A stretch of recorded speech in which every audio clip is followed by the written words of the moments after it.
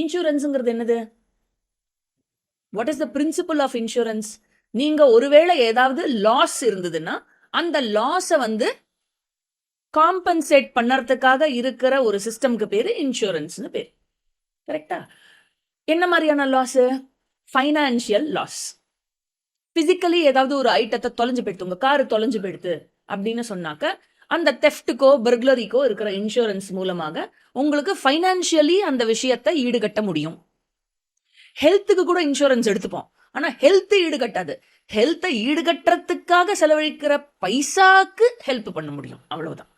So financial லாஸை வந்து ஈடுகட்டுறதுக்கு insurance எல்லாம் பார்த்து பார்த்து எடுக்கிறோமே, நம்மளுடைய இமோஷனல்ல, நம்மளுடைய மைண்ட் லெவல்ல இருக்கிற, சைக்கலாஜிக்கல் லெவல்ல இருக்கிற லாஸுக்கு டவுன், அப் அண்ட் டவுன் போறது இல்லையா? அப்பு போறச்சையும் நமக்கு லாஸ் ஆகுறது, டவுன் போறச்சையும் லாஸ் ஆகுறது.